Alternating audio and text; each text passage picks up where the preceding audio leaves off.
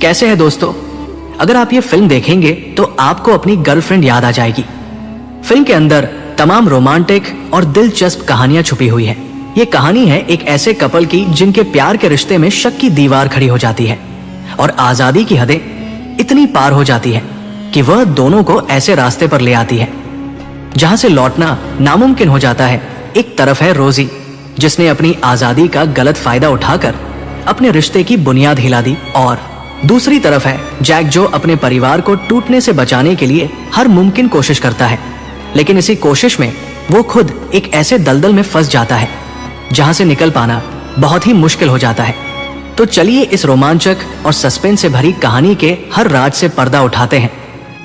तो कहानी की शुरुआत होती है जैक नाम के एक आदमी को दिखाते हुए, जो जंगल के रास्ते साइकिलिंग करते हुए अपने घर पहुंचता है। घर आते ही वो देखता है कि उसकी खूबसूरत वाइफ रोजी सीढ़ी पर बैठी हुई उसे ध्यान से देख रही है। जैक उसे देखकर पूछता है क्या हुआ, तो रोज हल्की सी मुस्कान देकर बिना कुछ कहे अपने कमरे में चली जाती है।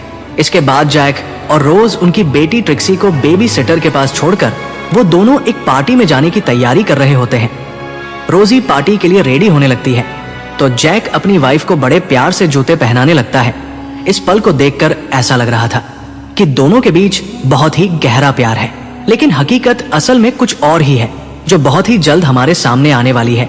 अब जैक और रोसी बहुत अच्छे से पार्टी में पहुंचते हैं।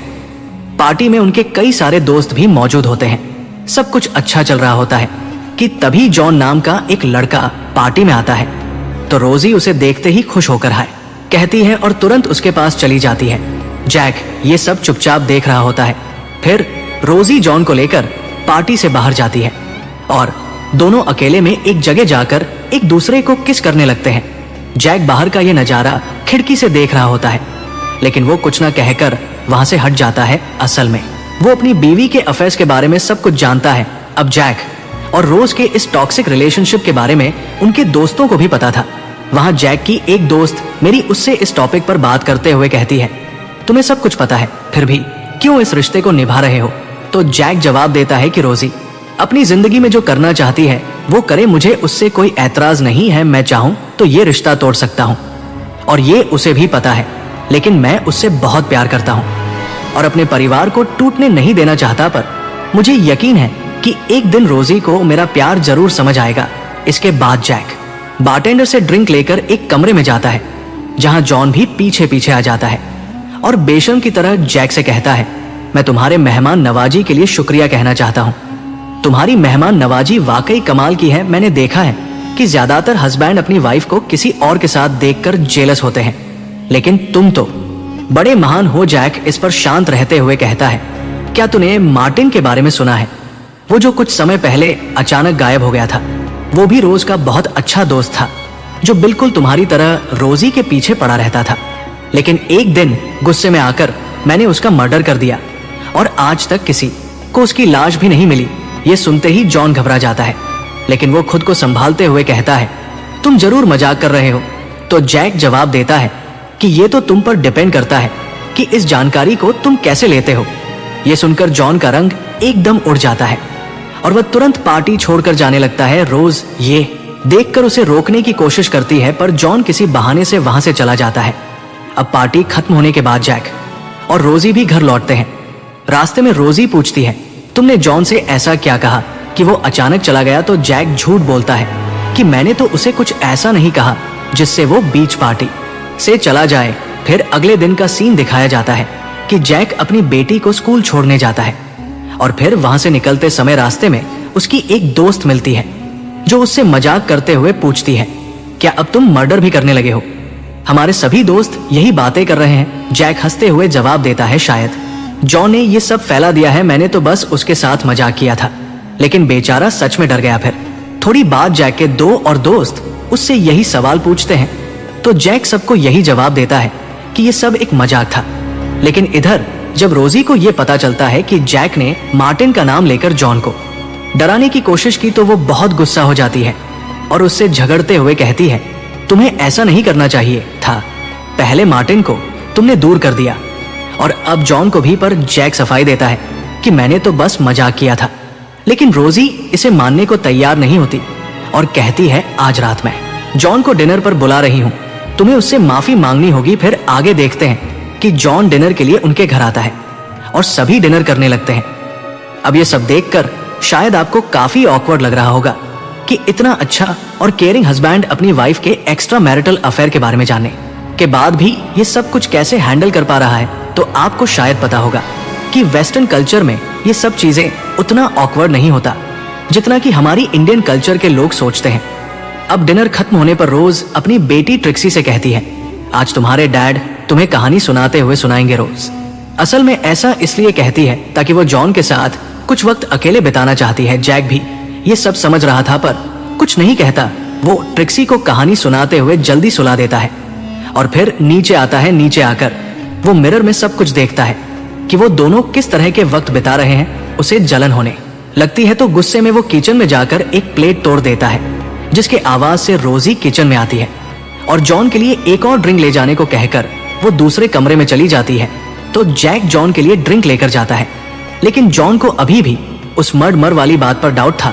तो वो जैक से कहता है, क्या तुम्हें नहीं लगता कि तुम्हें उस मर्डर वाली मजाक के लिए मुझसे माफी मांगनी चाहिए? ये सुनकर जैक उस बात से पलट जाता है और गंभीर होकर कहता है, असल में वो मर्डर वाली बात मजाक नहीं थी। मैंने सच में उसके सर पर हथौड़ा मार मार कर उसका काम तमाम कर दिया था। अब माफी मांगने से वह वापस तो नहीं आ जाएगा। ये सुनते ही जॉन की एकदम बत्ती गुल हो जाती है और वो घबराकर वहां से भाग जाता है। लेकिन सवाल यह है कि जैक का ये मजाक सच है या सिर्फ जॉन को डराने का एक तरीका था। यह हमें जल्द ही पता चलेगा। इसके बाद जैक और उसके परिवार को एक पार्टी में दिखाया जाता है जहां उनके दोस्तों के साथ साथ कई सारे और लोग भी शामिल थे। वहां पर जैक की मुलाकात मार्क नाम के एक राइटर से होती है। मार्क जैक की एक बेस्ट फ्रेंड केली का हस्बैंड है जो अक्सर शहर से बाहर रहता है। दोनों एक दूसरे से काफी बातें करते हुए पर्सनल टॉपिक्स पर चर्चा करने लगते हैं। मार्क पूछता है, तुम काम क्या करते हो? तो वो जवाब देता है, मैं अब रिटायर हो चुका हूँ और अब थोड़ा बहुत काम करता हूँ, पर ज्यादातर मैं साइकिलिंग करते हुए वक्त बिताता हूँ। रोज एक और बात बताती है कि जैक ने असल में एक माइक्रोचिप डेवलप किया है जिसे मिलिट्री वाले अपने ड्रोन सिस्टम में इस्तेमाल करके अपने टारगेट को बड़ी आसानी से हिट कर पाते हैं। ये सुनकर वहां मौजूद सभी लोगों को भी ये पहली बार पता चलता है कि जैक सिर्फ एक जीनियस इंजीनियर ही नहीं बल्कि एक कामयाब और अमीर आदमी भी है। लेकिन दुख की बात यह है कि इतना कुछ होने के बाद भी जैक की जिंदगी में सुकून नहीं है, क्योंकि एक वफादार पत्नी ही एक आदमी को पूरी तरह से अमीर बनाती है। पार्टी में सभी लोग काफी एंजॉय करते हैं जहां जैक अपनी बेस्ट फ्रेंड केली के साथ डांस करने लगती है और ये देखकर रोज मन ही मन काफी जलन महसूस करती है। अब यहाँ से हमें कुछ दिन बाद का सीन दिखाया जाता है जहां ट्रिक्सी और स्कूल के कई सारे बच्चे खेल रहे होते हैं। इसी दौरान जैक को बैंक से एक कॉल आता है जिससे उसे पता चलता है कि रोज ने हाल ही में $3000 एक दूसरे अकाउंट में ट्रांसफर किया है। फिर जब वो और डिटेल पूछता है तो उसे पता चलता है कि ये अमाउंट चार्ली नाम के एक लड़के को ट्रांसफर की गई है जो लाइव पियानो बजाता है। ये सुनकर जैक समझ जाता है कि रोज ने एक नया बॉयफ्रेंड ढूंढ लिया है, क्योंकि जॉन तो उसे छोड़ चुका था। इसके बाद जैक उस लड़के का पता लगाने लग जाता है। फिर शाम को जब वो एक रेस्टोरेंट के लाइव पियानो सेशन में जाता है तो वहां उसे रोजी भी दिखाई देती है जो वहां बैठकर बड़े अच्छे से पियानो सुन रही होती है। इससे जैक समझ जाता है कि यही वो नया लड़का है। अब रोज के इस नए रिलेशन के बाद वो अक्सर देर रात घर लौटने लगती है, जिससे ये साफ हो जाता है कि वो चार्ली के साथ गहरे रिलेशन में आ चुकी है। जैक को इस बात से जलन होने लगती है, पर इस बार वो कुछ नहीं कहता। फिर एक रात रोजी घर नहीं आती और अगली सुबह जब घर लौटती है तो जैक गुस्से में आकर उससे पूछता है कि तुम सारी रात कहाँ थी? तुम्हारी एक फैमिली है और 6 साल की एक बेटी भी है, और ये चार्ली नाम के लड़के को तुमने इतने सारे डॉलर्स क्यों ट्रांसफर किए? रोजी पर इस सवाल का कोई असर नहीं पड़ता। उल्टा वो जैक को बताने लगती है कि वो पूरी रात कहाँ थी और किसके साथ थी, क्योंकि वो जानती है कि जैक को इस बात की जेलेसी हो रही है और उसे ये भी पता है कि चाहे वो कुछ भी करे, जैक उसे कभी भी खुद से दूर नहीं करेगा। इसलिए वो इस बात का भरपूर फायदा उठाती है। अब आगे हम देखते हैं कि जैक के एक दो दोस्त माइल्स के घर में पूल पार्टी है जहां रोजी चार्ली को भी इनवाइट करती है, और जैसे ही चार्ली पार्टी में आता है वो उसके साथ चिपकना शुरू कर देती है और सबके साथ उसका इंट्रोड्यूस करवाने के बाद चार्ली पियानो बजाने लगता है। इससे बाकी लोगों के साथ साथ रोजी भी बहुत खुश होकर डांस करने लगती है, पर जैक को ये सब बिल्कुल भी पसंद नहीं आ रहा था। फिर रोजी चार्ली को अपना नया दोस्त कहकर जैक से भी मिलवा है, तो जैक भी थोड़ा बहुत बात कर लेता है। अब रात के समय जैक रोजी को ढूंढ रहा होता है और ढूंढते हुए घर के अंदर जाने के बाद वो रोजी और चार्ली को चुपके से एक रूम से निकलते हुए देख लेता है। इससे वो समझ जाता है कि ये दोनों वहां पर क्या कर रहे थे। आगे देखते हैं कि सारे लोगों के साथ साथ पूल में रोज और चार्ली भी नहा रहे होते हैं और इस दौरान दोनों एक दूसरे से बहुत ज्यादा चिपक कर मस्ती कर रहे थे। जैक ये सब देखकर अंदर ही अंदर बहुत ज्यादा गुस्सा हो रहा था, पर यहाँ वो क्या ही कर सकता था। लेकिन तभी अचानक बारिश आ जाती है, जिससे सारे लोग बारी बारी घर के अंदर भाग आते हैं, पर सबसे आखिर में जैक अंदर आता है। अब घर के अंदर सभी लोग खाने के लिए कुछ ना कुछ बना रहे होते हैं और काफी एंजॉय कर रहे थे। लेकिन कुछ देर बाद चार्ली को ढूंढते हुए रोजी जब बाहर जाती है तो पूल में चार्ली की डेड बॉडी देखकर चिल्लाने लगती है। फिर सारे लोग जाकर जल्दी से चार्ली को पूल से बाहर निकालते हैं और उसे सीपीआर देने लगते हैं। सभी घबरा जाते हैं कि अचानक उसे क्या हुआ, लेकिन चार्ली तो पहले ही मर चुका था। इसके बाद इन्वेस्टिगेशन के लिए पुलिस आते हैं और सभी से पूछताछ करने लगते हैं। इस दौरान रोजी गुस्से में आकर पुलिस के सामने चिल्लाने लगती है कि चार्ली को जैक नहीं मारा है। ये सुनकर बाकी सब पुलिस को बताते हैं कि इन दोनों के रिलेशन अच्छे नहीं चल रहे हैं, इसलिए रोजी गुस्से में ये सब कह रही है। बारिश शुरू होते ही जैक हमारे साथ घर में आ गया था, इसलिए जैक पर शक करना ठीक नहीं होगा। अब क्योंकि जैक के खिलाफ कोई सबूत या गवाह नहीं है, इसलिए पुलिस उसे दूसरे रूम में ले जाकर बस थोड़ा बहुत पूछताछ करके छोड़ देते हैं। लेकिन इस इंसिडेंट की वजह से रोजी जैक से और भी दूर हो जाती है। फिर कुछ दिन बाद हम देखते हैं कि जैक साइकिलिंग कर रहा है और वो बार बार इस बात को याद कर रहा होता है कि उसने चार्ली को किस तरह डुबाकर मारा था। साथ ही वो ये भी जन करता है कि रोजी और चार्ली अकेले में क्या क्या कर रहे होंगे। ये सब कुछ सोचकर वो परेशान हो रहा था, यानी कि चार्ली को पूल में डुबा कर मारने वाला जैक ही था और उसने ये सब गुस्से में आकर किया था। लेकिन किसी को भी नहीं पता कि असल में जैक ही वो शातिर आदमी है जो अपनी बीवी के आशिकों को बहुत ही बुरी तरह से मार रहा है। फिर आगे देखते हैं कि जैक अपनी बेटी को लेकर स्कूल गया होता है और वहां से निकलते वक्त उसकी फ्रेंड केली आकर उससे मिलती है।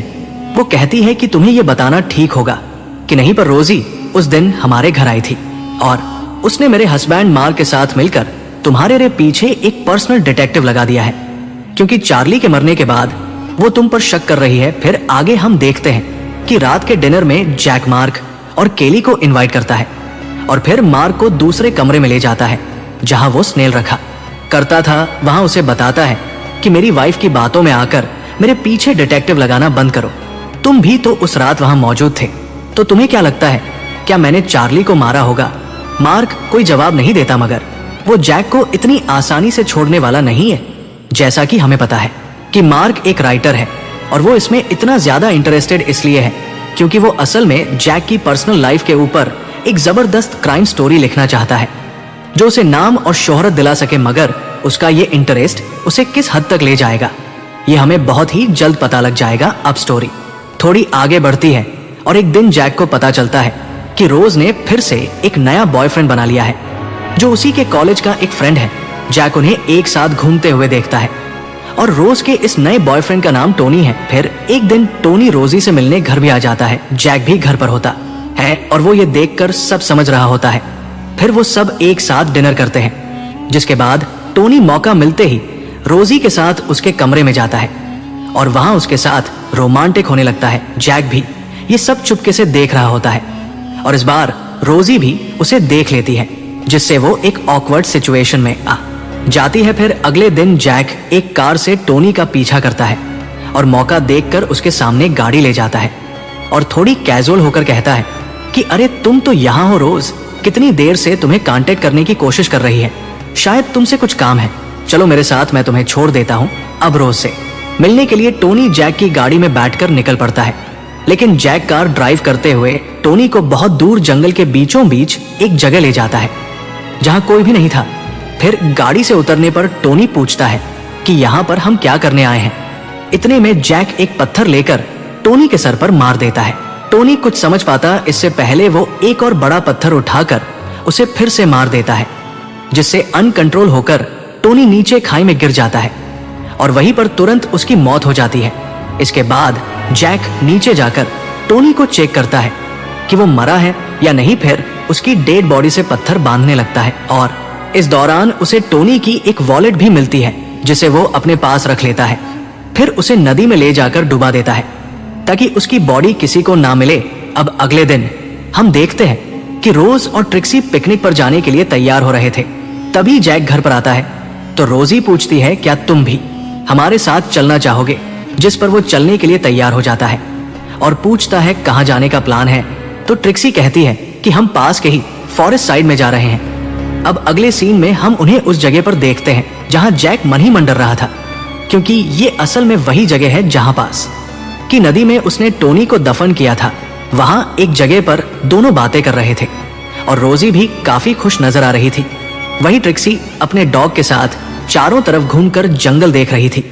यहाँ रोज जैक से पूछती है, तुम अभी भी मेरे साथ क्यों रहना चाहते हो? जबकि एक के बाद एक मुझे छोड़कर जा रहे हैं। तो जैक भी काफी रोमांटिक होकर बात करता है कि मुझे नहीं पता, पर मैं बस तुम्हारे साथ पूरी जिंदगी बिताना चाहता हूँ। ये सुनकर रोजी भी इंप्रेस हो जाती है, जिससे दोनों काफी करीब आ जाते हैं। तभी ट्रिक्सी अपने डैड को आवाज देती है तो जैक उसे देखने चला जाता है। ट्रिक्सी कहती है कि उसका डॉग नदी के किनारे से नहीं हट रहा है। तभी जैक नदी की ओर देखता है तो उसे पता चलता है कि टोनी की लाश ऊपर से नजर आने लगी है और अब उसे कोई भी देख सकता है। तो वो जल्दी से किसी बहाने से अपने परिवार को लेकर वहां से निकल आता है। लेकिन रोजी कहती है, मैं तो अपनी स्कार्फ वहां भूल आई हूं। तो जैक कहता है, चिंता मत करो, मैं कल वापस आकर तुम्हारा स्कार्फ ले आऊंगा, क्योंकि उसे टोनी की बॉडी को फिर से ठिकाने लगाना होगा। फिर घर में आने के बाद हम देखते हैं कि जैक रोसी से पूछता है, क्या टोनी ने तुम्हें फोन किया था? तो वो कहती है, नहीं, टोनी 2 दिन से बात ही नहीं कर रहा, शायद वो भी बाकी लोगों की तरह चला गया है। इसके बाद वो जैक के पास आकर उसे गले लगाती है और कहती है, क्या आज रात तुम मेरे रूम में रहोगे? क्योंकि वो ज्यादातर समय अलग ही सोते थे। इसके बाद हम दोनों को एक साथ देखते हैं जहां वो एक दूसरे के बहुत करीब आ जाते हैं और फुल मूड में रोमांस करने लगते हैं। फिर अगली सुबह होते ही जैक अपनी साइकिल लेकर फिर से उस लोकेशन पर जाता है और वहां पहुंचकर वो एक स्टिक से टोनी की बॉडी को फिर से पानी में डुबाने की कोशिश करता है। दूसरी तरफ रोज जैक के स्नेल वाले रूम में जाती है और वहां थोड़ी देर छानबीन करने के बाद उसे टोनी की वही वॉलेट मिल जाती है। इससे वो सब कुछ समझ जाती है कि जैक ने आखिरकार टोनी को भी मार दिया है। दूसरी तरफ जैक टोनी की बॉडी को डुबाने की कोशिश कर रहा था। तभी वहां मार्क भी पहुंच जाता है और पूछता है, तुम वहां क्या कर रहे हो? तो जैक घबराकर बातें बनाने लगता है, लेकिन मार्क कुछ गड़बड़ समझकर जब थोड़ा आगे बढ़ता है तो वो टोनी की बॉडी को देख लेता है और घबराकर जल्दी से अपनी कार लेकर बहुत तेजी से भागना शुरू कर देता है। ये देखकर जैक भी अपनी साइकिल से उसका पीछा करने लगता है, क्योंकि मार्क जाकर पुलिस को बता देगा। मगर मार्क काफी तेजी से कार ड्राइव करके बहुत आगे चला जाता है। ये देखकर जैक शॉर्टकट लेकर उस तक पहुंचने की कोशिश करता है और शॉर्टकट से आगे बढ़कर जैसे ही मार्क के कार के सामने गिरता है, तभी मार्क अनकंट्रोल हो जाता है और कार समेत सीधा ढलान से नीचे नदी में जा गिरता है और इस एक्सीडेंट से ऑन द स्पॉट उसकी मौत हो जाती है। दूसरी तरफ रोजी सब कुछ समझने के बाद हमेशा के लिए घर से चले जाने का फैसला करती है और ट्रिक्सी के साथ साथ अपना सामान भी पैक कर लेती है। लेकिन कुछ देर बाद ट्रिक्सी आकर सारा पैक सामान ले जाकर पूल में फेंक देती है। तो रोजी ये देखकर पूछती है, तुम ये क्या कर रही हो? जिस पर ट्रिक्सी जवाब देती है कि हम डैड को छोड़कर कहीं नहीं जाएंगे। ये सुनकर रोजी भी सोच में पड़ जाती है और रहने का मन बना लेती है, क्योंकि वो समझ चुकी थी कि उसके जाने से परिवार टूट जाएगा और कहीं ना कहीं उसी की वजह से जैक ये सब कर रहा है। इसके बाद वो टोनी का वॉलेट भी जला देती है, क्योंकि ये एक एविडेंस बन सकता है। अब कहानी के आखिर में हमें शुरुआत का सीन दिखाया जाता है, जहां जैक जंगल के रास्ते साइकिलिंग करते हुए अपने घर पर आता है और रोजी वहां बैठकर बस उसे देख रही थी। जो देखकर जैक पूछता है, क्या हुआ? तो रोजी थोड़ी सी स्माइल करती है और कुछ नहीं कहकर रूम में चली जाती है। तो दोस्तों, ये थी एक ऐसी कहानी जिसने प्यार, धोखा और गलत फैसलों के बीच फंसे किरदारों से हमें एक गहरी सबक सिखाई। कभी भी अपनी आजादी का गलत फायदा नहीं उठाना चाहिए। रोजी ने अपनी आजादी को अपनी खुशी और इच्छाओं के नाम पर खुद को गलत दिशा में मोड़ दिया, जिससे ना सिर्फ उसकी जिंदगी बल्कि अपनों की जिंदगी भी बर्बाद होने लगी। वही जैक, जो हर वक्त अपने अपने परिवार को टूटने से बचाने के लिए परेशान होता रहा, आखिरकार वो भी उस रास्ते पर चल पड़ा जिसे वो कभी नहीं चाहता था। आजादी तो हम सबका हक है, लेकिन अगर हम अपनी सीमाओं और रिश्तों की कीमत न समझे तो वही आजादी हमें बुरी तरह तबाह कर सकती है। उम्मीद है कि ये कहानी आपको पसंद आएगी। मिलते हैं आपसे एक और मजेदार कहानी के साथ।